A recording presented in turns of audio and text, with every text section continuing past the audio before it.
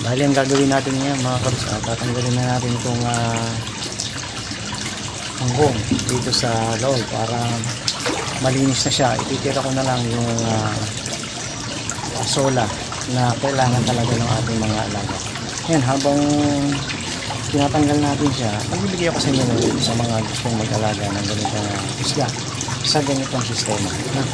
Una, siyempre kapag gusto natin mag-alaga ng ganito ay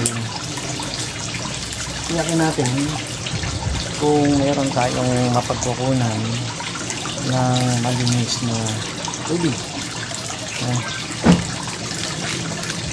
So dapat tiyak yon kasi siyempre yun yung unang-unang kailangan ng mga isda, tubig.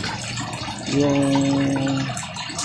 sa gripo, yung chlorinated, hindi advisable sa ganitong sistema kasi kailangan mo munang 24 hours na ibabad yun o pasingawin bago mo siya gamitin sa mga alagang isda. Kaya siguraduhin natin na kung tayo malapit sa ilog, sa balon o sa sapa o batis, yun, pwede natin pagpunan ng tubig. At dalawa ay yung pond, yung itsura ng pond na gagawin natin. Kung earth pond, yung hukay sa lupa, ngayon yung karaniwan na nakikita natin sa iba. O kaya naman ay kagaya nito na ginawa natin na concrete pond. So dahil limitado lang yung area natin, kaya concrete pond na lang yung ginawa namin. At saka para sa akin mas madali yung ganito. Kaya lang kaysa yung balon, no? Para sa akin, mas okay sa akin yung ganito. Mas matag, mas matibay. Bagamat yung balon ay depende sa laki. Kasi dahil sinagad nga yung area natin. So, ito yung mas bagay dito sa lugar namin. So, yung ikat na naman yung ating filtration. Kasi pagka ganito, doon tayo sa balon. Dun sa earth pan.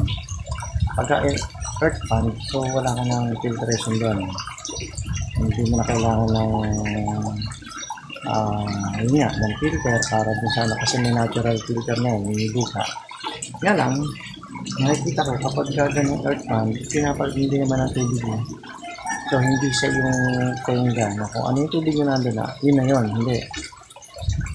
Pinapagkan din siya ng tubig. So dito naman sa ganito, noong una may filter kami. So bumili ako siyempre ng submersible pump ng 4,000. So tapos meron akong tatlong chamber. So doon ako naglagay ng mga bato, ng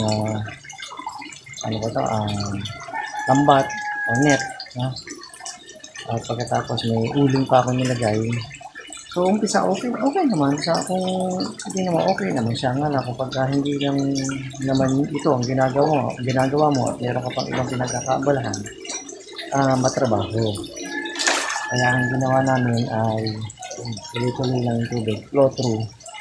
So ang advantage nito ay isa lang yung gumagana ng sa akin, yun lang, yung submersible pump. Dati kasi may pump na ako, meron pa akong aerator. Pero ngayon wala na, hindi ko na ginagamit yung aerator ko.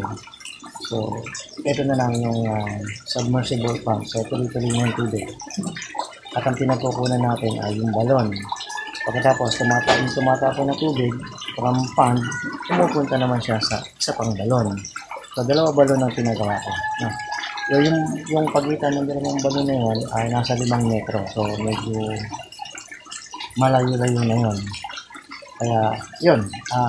Isa pa sa tip na bibigay sa inyo ay yung uri ng isda o tilapia na inyong alagaan. Kasi kung gusto nyo gawing negosyo, mas maganda yung sex reverse. Hindi dumadami yun. So, kung mag-lay ka ng 1,000, may mamatay na. So, more or less, mga ganun din yung makukuha mo. Pag unlike itong ginawa namin, kinuha ko yung nangingitlog kasi nga for family consumption lang naman ito, hindi naman ito totally pang negosyo. Bagamat nung una, meron na kami mga nabenta dito. Binawasan ko kasi nga dumadami sila, so yung mga malalaki pinili namin, yun yung binenta namin. At yung mga natitira, so yun yung pinang-uulam namin. Bagamat ito, hindi kumikita ng malaki, pero malaking tulong. Kasi nga, hindi ka na pupunta ng palengke para bumili ng ulam na tilapia. Although, syempre, hindi naman araw-araw tilapia, meron din namang mga isda na kailangan din naman natin ulam. So, yun na lang binibili sa palengke. Pero pagka yung mga, syempre, tilapia, no need na, kahit na lang, dito na may sarili na tayo. No? At yun naman pagkain, madali na yun kasi sa bilihin naman ng feeds, turuan kayo. Siyempre sa una hanggang 3 buwan, sa unang buwan, siguro meron yun. Yun yung prime match ata kung tawagin na. Tapos yung 2 buwan hanggang 3 buwan, ay yung tinatawag ng starter. Kapag tapos ng 4 na buwan, or 5 buwan na, hanggang 6, yun yung tinatawag na thrower. No? So, isipin, habang pinaproseso, habang ginagawa mo itong pag-aalaga, maiintindihan mo naman kung ano yung mas maganda na ipakain sa kanila. Dahil namin, hindi lang naman pizza pinapakain namin dito. So, nagkakain din ako ng dahon ng mulberry, dahon ng papaya, minsan dahon ng talong. Nung meron pa kaming ampalaya, papakain din kami dahon ng ampalaya. At siyempre, yung pinakapaborito nila na gawin ito, asola. So, itong alaga namin, hindi ko purong feeds. Mas ang totoo nga, mas madalas ko pang pakainin sila ng mga natural, mga dahon-dahon, kaysa feeds. So, masasabi natin na semi-organic itong ating alaga. So, at same time, tiyak mo na malinis yung kinakain mong isda kapag kami ganito ka. No? So, natanggalin natin yung mga kangkong dito sa ating pan kasi nga sa obserbasyon ko madumi at saka hindi naman sila lumalaki ng maganda kasi nga dapat ang kangkong at least may lupa na kumbaga may tinutuntungan para mas mataba sila. Mabubuhay naman lang ang kangkong dito kasi nga lang hindi ganun kaganda.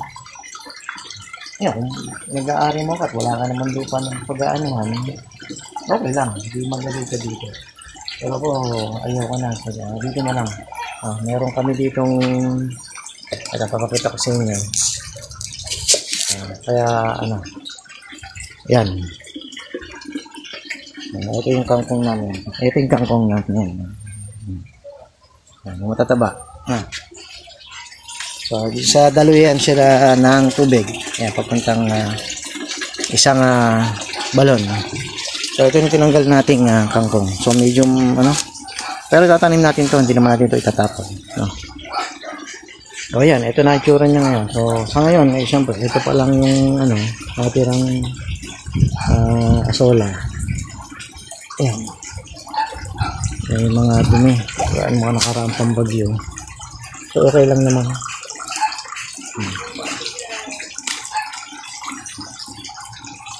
So, ayun. Next video na lang tayo. At maraming salamat sa inyo sa patuloy niyong pagsubaybay sa ating YouTube channel. Salamat ulit mga kapatid.